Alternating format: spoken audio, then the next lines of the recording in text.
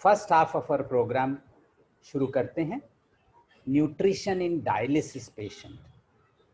और इसके लिए हमने खास बुलाया है मिसेस जमरुद पटेल को, जो एक रजिस्टर्ड डाइटिशियन हैं और कन्वीनर है पूरे इंडियन डायटेटिक एसोसिएशन मुंबई चैप्टर की। ये ग्लोबल हॉस्पिटल की head of department consultant dietitian है और काफ़ी स्टूडेंट्स हैं इनके पास। काफ़ी कॉन्फ्रेंसेस में इन्हें बुलाया जाता है एज अ स्पीकर। ये नर्मदा किडनी फाउंडेशन में भी काफ़ी एक्टिव हैं।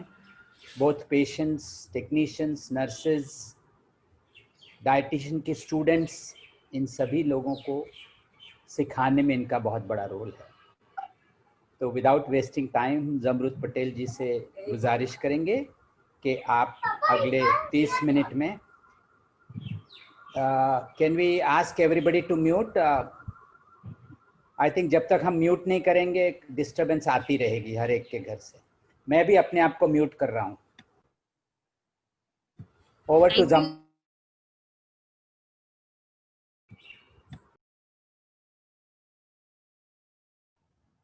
Thank you sir for those kind words. तो फ्रेंड्स, आज हम बात करने वाले हैं एक इम्पॉर्टेंट टॉपिक के लिए। तो मेरे स्लाइड्स इंग्लिश में जरूर हैं, लेकिन अगर आपको कुछ ऐसा लगे कि आपको स्लाइड से समझ में नहीं आ रहा है तो मैं हिंदी में वो सेम स्लाइड बोलने वाली हूँ। और जो मैंने इमेजेस यहाँ यूज किए हैं जो प्रेजेंटेशन में, वो सब मोस्टली गूगल इमेजेस हैं, तो वो आपको बता रही हूँ। थोड़े से हमारे खुद के किए हुए इमेजेस भी हैं, बट मेजॉरिटी गूगल से लिए हुए हैं। तो जैसे कि आप जानते हो कि डायलिसिस एक ऐसा प्रोसेस है जो कि किडनी पेशेंट्स जिनको खुद का किडनी फंक्शन नहीं है करना पड़ता है। डायलिसिस दो प्रकार का होता है, हीमोडायलिसिस जो आप हॉस्पिटल जाके करते हो, या पेरिटोनियल डायलिसिस जिसके लिए आपको घर में ट्रेन किया जाता है और आप खुद कर सकते हो। इसमें मेन जो पर्पस है इसका, जो हमारा सबसे इम्पोर्टेंट फंक्शन है वेस्ट प्रोडक्ट्स बॉडी का निकालने का, ये डायलिसिस हमारे लिए करके देता है। और हमारा बॉडी का कॉम्पोजिशन, जो वॉल्यूम और कॉम्पोजिशन रहना चाहिए बॉडी का, वो मेंटेन करने में हमारी मदद करता है, क्योंकि ये हमारा किडनी कर नहीं पा रहा है। तो इसमें हम नॉर्मली देखते हैं कि लोगों को वीकनेस, मैल न्यूट्रिशन होता है, जिसको हम कहते हैं प्रोटीन एनर्जी वेस्टिंग। और नॉर्मली ये क्यों होता है? क्योंकि जब हमारी किडनी पे असर होता है और हमें कहा जाता है कि किडनी का एक महत्वपूर्ण काम है वेस्ट प्रोडक्ट्स क्लियर करना। और वेस्ट प्रोडक्ट्स कौन से क्लियर करना? जो हम प्रोटीन खाने में से खाते हैं, उसका जो वेस्ट जनरेट होता है वो किडनी को फ्लश करना पड़ता है। तो नॉर्मली जब आपको किडनी की शिकायत होती है तो कहा जाता है कि प्रोटीन कम खाइए। तो जब हम प्रोटीन कम खाते हैं तो नॉर्मली क्या होता है, उसके साथ में हमारी एनर्जी इंटेक, कैलोरीज भी कम हो जाती है। तो बेसिकली ये एक बहुत ही इम्पोर्टेंट रीजन है जिसकी वजह से हम ये वेस्टिंग इन पेशेंट्स में देखते हैं। और दूसरा प्रॉब्लम ये होता है, जब हम डायलिसिस पे जाते हैं तो डायलिसिस को में भी वेस्टिंग होती है, particular amount of protein waste हो जाता है। तो इसके लिए न्यूट्रिएंट्स जो वेस्ट होते हैं, इसकी वजह से ये protein energy wasting kidney patients में देखी जाती है। तो अगर हमको ये देखेंगे, मेन रीजन है खाना कम क्यों होता है। डेफिनेटली क्योंकि जैसे मैंने आपको बताया, जब हम प्रोटीन कम करते हैं तो साथ में बाकी न्यूट्रिएंट भी हमारे कम हो जाते हैं। और बहुत बार हमको नमक का परहेज, पानी का परहेज, पोटेशियम की वजह से रिस्ट्रिक्शन डाइट में कहे जाते हैं, जिसकी वजह से बहुत पेशेंट का ऑटोमेटिकली फूड इंटेक कम हो जाता है।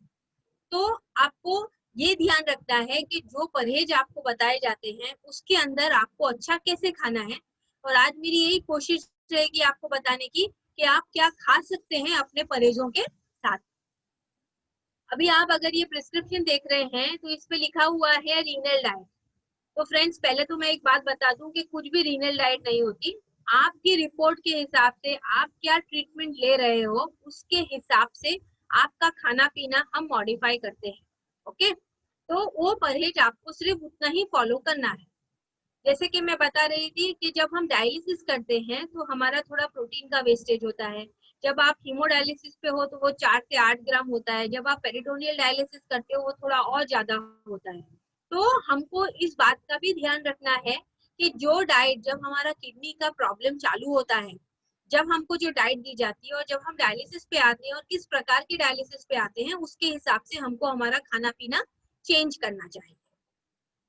अभी हमारे देश में क्या हो रहा है कि हम इंडियंस को नॉर्मली हम वेजिटेरियन है, तो वैसे भी हमारी इनटेक लोअर साइड पे है, बट जो हमारे यहाँ नॉन वेज खाते हैं लोग, उनका भी इनटेक अगर आप नॉन वेज का कैलकुलेट करोगे तो वो हफ्ते में 2 से 3 बार खाते हैं, वजूद वेस्टर्न वर्ल्ड के जहाँ पर नॉन वेज लोग तीनों मील पे खाते हैं।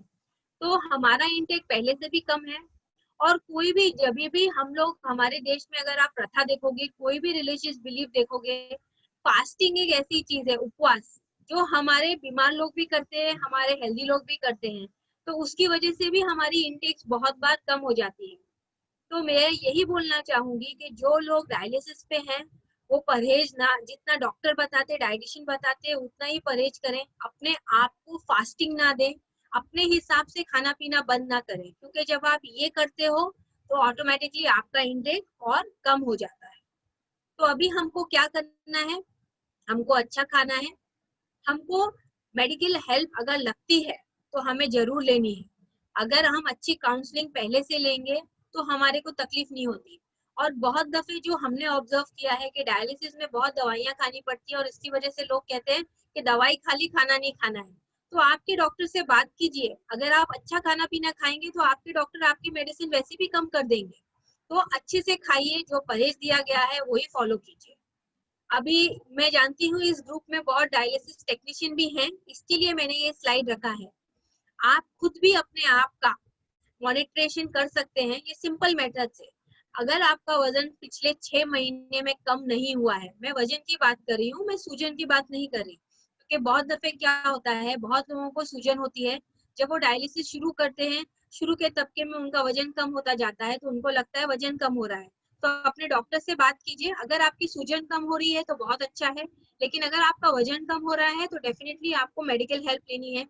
और दूसरा पैरामीटर जो आप समझेंगे वो है एल्ब्यूमिन। और क्योंकि यहाँ पर टेक्नीशियंस हैं, तो उनको नॉर्मली टेक्नीशियंस जब आप डायलिसिस पैकेज देखते हैं किसी का और आप अगर उसका ग्राफ देखें कि उसका एल्ब्यूमिन धीरे धीरे कम होता जा रहा है, तो डेफिनेटली ऐसे पेशेंट्स को आपको न्यूट्रिशनिस्ट के पास भेजना चाहिए ताकि उनका इनटेक अच्छा किया जा सके। तो अब न्यूट्रिशनल मैनेजमेंट की बात करेंगे। तो अगर आप ये चार्ट देख रहे हो, तो जब जैसे मैंने आपको बताया, जब किडनी की तकलीफ है, डायलिसिस नहीं हो रहा है तो लो प्रोटीन है, लेकिन जैसे ही आप हीमोडायलिसिस या पेरिटोनियल डायलिसिस पे जाते हैं, कैलोरी इनटेक कांस्टेंट रहता है, लेकिन प्रोटीन्स की मात्रा बढ़ानी पड़ती है। अब ये प्रोटीन्स कैसे बढ़ाने हैं वो मैं आपको समझाऊंगी। तो इसके अलावा जो परहेज होता है वो है नमक का, पानी का, पोटेशियम का, वो सब इंडिविजुअलाइज रहता है। कोई आपको ये नहीं बोल सकता कि सिर्फ आप 2 ग्राम नमक लीजिए या इतना पोटेशियम लीजिए या इतना ही पानी पीजिए।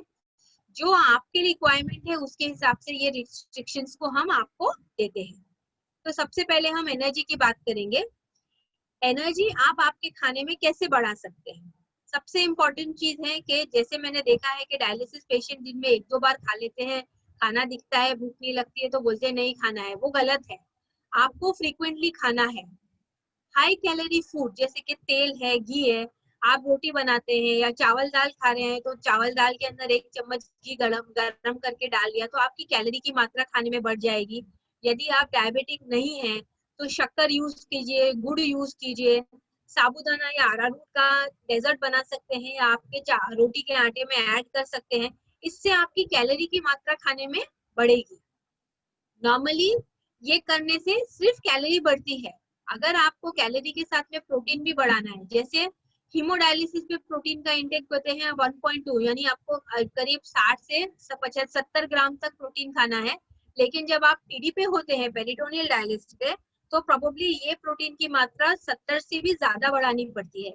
और इसमें जो भी आपका जो रिक्वायरमेंट है 50% उसको हाई बायोलॉजिकल वैल्यू, मतलब अच्छा क्वालिटी का प्रोटीन होना चाहिए। अब अच्छा क्वालिटी का प्रोटीन क्या होता है? तो जो हमारा डेयरी का प्रोटीन है, मतलब दूध, दही, या आप पनीर लेते हैं या खोआ यूज करते हैं या चीज यूज करते हैं, इसको हम अच्छा क्वालिटी प्रोटीन बोलते हैं वेजिटेरियंस के लिए। और नॉन वेजिटेरियंस के लिए मटन, चिकन, फिश, एग, ये है अच्छा क्वालिटी का प्रोटीन। और जो बाकी प्रोटीन हमारे डाइट में आता है वो हमारे दाल, पल्सेस, हमारा ड्राई फ्रूट जो हम खाते हैं, जो नट्स हम यूज करते हैं, ये सब हमारे लिए भी प्रोटीन का सोर्स है। तो डेफिनेटली जब हम डायलिसिस पे हैं, हमें ये सब फूड को अपने खाने में इनकॉर्पोरेट करना है। जो वेजिटेरियन है वो dals and pulses, milk and meat product include कर सकते हैं। जो नॉन वेजिटेरियन है वो नॉन वेज का ये पोर्शन भी ऐड कर सकते हैं। तो अगर हमको हमारा खाना कैलोरी के साथ में प्रोटीन डेंस करना है तो पनीर, चीज, दूध, दही, नट्स, अंडे या जो स्किम मिल्क पाउडर भी मिलता है वो रेगुलर दूध में कभी कभी हम पेशेंट्स को कहते हैं कि स्किम मिल्क पाउडर डाल के उसका प्रोटीन कंटेंट और बेहतर आप कर सकते हो।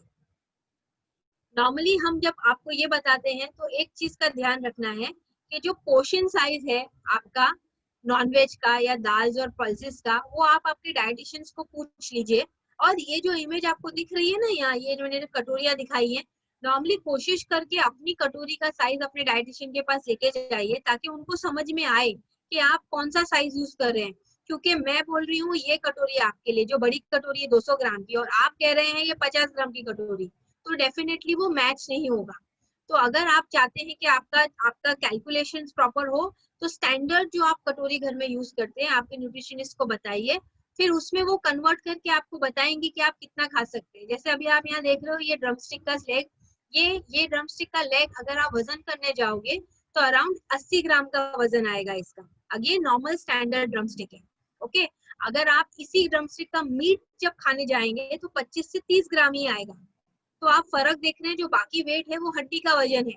तो जब हम आपके लिए बोलते हैं कि आपको कितना पोर्शन खाना है तो हम आपको ये सब चीजें पूछेंगे और आप जब हमको ये बताओगे तब हम आपको बता पाएंगे कि आपको कितना खाना है। फॉर एग्जाम्पल अगर एक नॉन वेजिटेरियन को हमको डायलिसिस पे हमको देना है 20 ग्राम प्रोटीन, ओके, एक मील में, और वो बोलते हैं कि भाई मुझे तो नॉनवेज ही खाना है, मेरे को और नहीं खाना है, मुझे चिकन खानी है, तो बोनलेस चिकन 100 ग्राम अगर आप खाएंगे या इस टाइप से थोड़े से बड़े ड्रमस्टिक 3 खाएंगे तो आपको 20 ग्राम प्रोटीन मिलेगा, ओके। फिर अगर आपको आपके खाने में से आपको आपका प्रोटीन और कैलोरी दोनों बढ़ाना है, क्योंकि पहले की स्लाइड जो मैंने दिखाई थी उसमें मैंने दिखाया था सिर्फ कैलोरी बढ़ाने का, इधर जो मैं आपको दिखा रही हूँ वो आपको कैलोरी और प्रोटीन दोनों बढ़ेगा।